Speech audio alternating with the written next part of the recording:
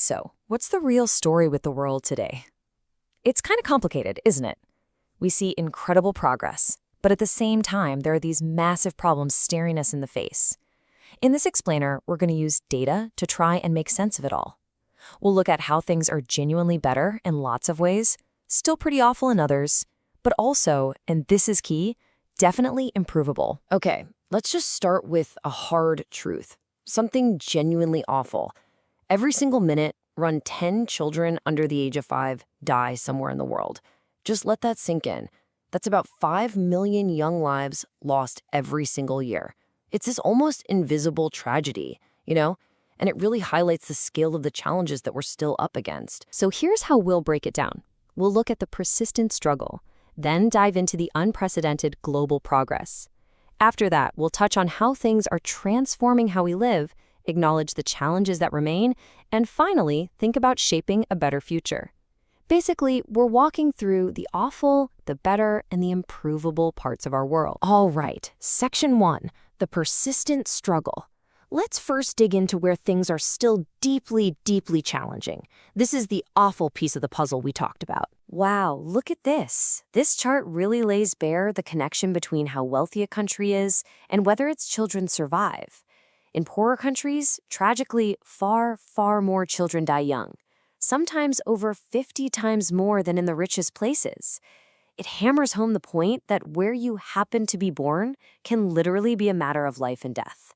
Stark inequalities, right there. Now, let's talk income. This shows how global income is spread out. You can see there's been some shift, some catching up, and the middle income has gone up.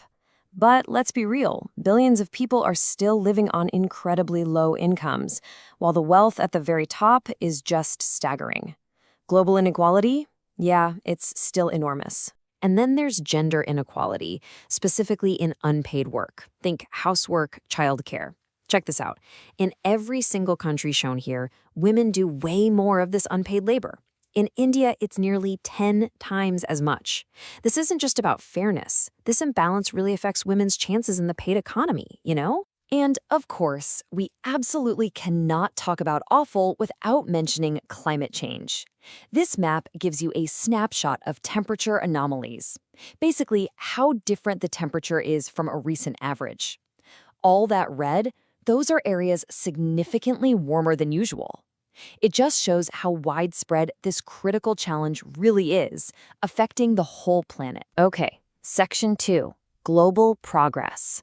Now let's switch gears a bit, because alongside all that awfulness, there's been some truly incredible progress. Seriously, in many ways, the world is much, much better than it used to be, thanks to some really unprecedented improvements. This chart is just amazing.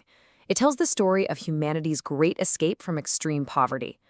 Go back 2 centuries, and almost everyone lived in what we'd now call extreme poverty. But look what happens as GDP per capita, a measure of average income, starts to climb. Poverty just plummets. Economic growth has been absolutely fundamental to this change. But just how recent is all this growth? Well, take a look at this super long-term view for the UK. For centuries upon centuries, things were basically flat, stagnant. Then, wham! Around the time of the Industrial Revolution, sustained growth kicks in and just takes off like a rocket. It completely transformed everything. This hockey stick shape, you see it in lots of places. It's a pretty new phenomenon in human history. And progress isn't just about money. Look at education in South Korea. What a transformation. Back in 1970, there were big gaps, especially for women getting schooling. Fast forward just 40 years to 2010, and not only has the overall level of education shot up massively, but that gender gap has pretty much closed. Incredible change in a relatively short time. And this progress really changes people's daily lives. This shows global access to things we often take for granted: electricity, decent water, proper sanitation, clean fuel for cooking.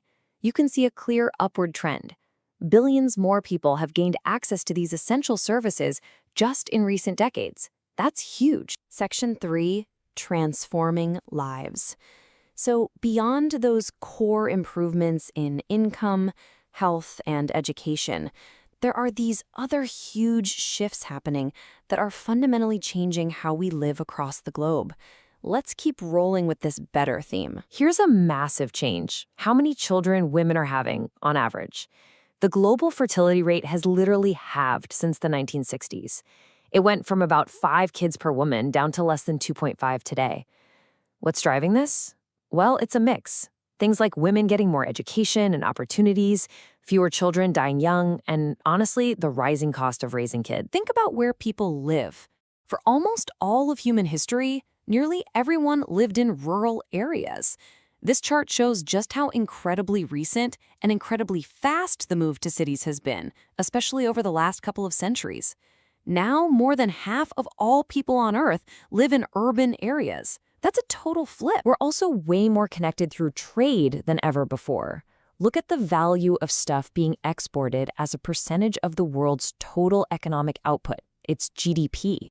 It really surged, especially after World War II. Trade grew much faster than the global economy itself. Globalization, right? It's totally reshaped how economies work around the world. Okay, Section 4, remaining challenges. So progress is definitely real. But hey, the world isn't perfect, right? Far from it. Now let's get into the improvable part, the areas where we still have a lot of work to do. Let's revisit that gender pay gap, using the US as an example. What's interesting here is how the reasons behind the gap changed between 1980 and 2010. The gap linked to differences in education pretty much vanished. Good news. But the gaps linked to the types of jobs and industries women and men work in actually became more important drivers of the wage difference. And there's still this significant chunk that's unexplained, which many researchers think is related to discrimination.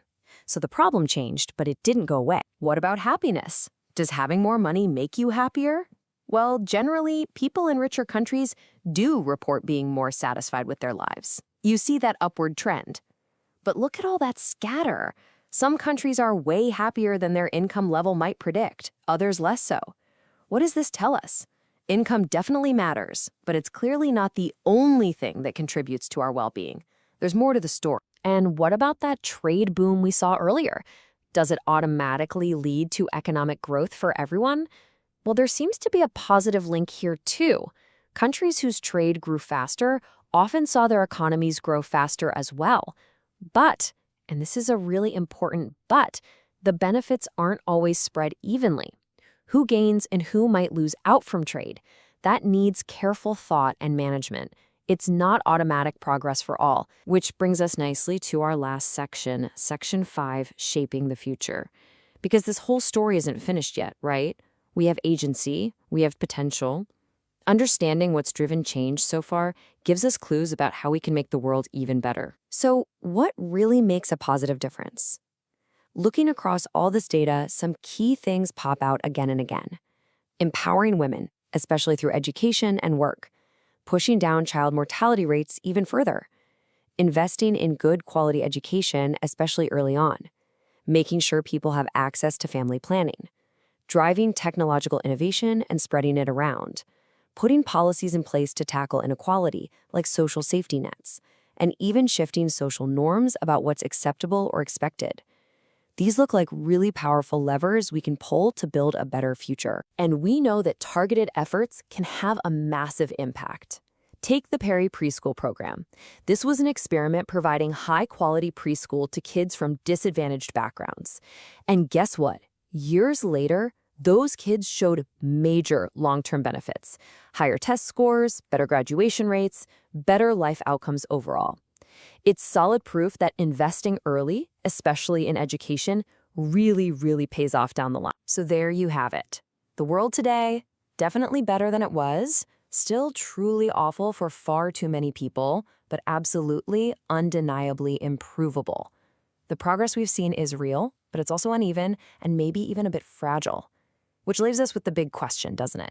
How do we speed up the better parts while actively pushing back against the awful parts to create a future where everyone, no matter where they're born, truly has the chance to thrive? Something to think about.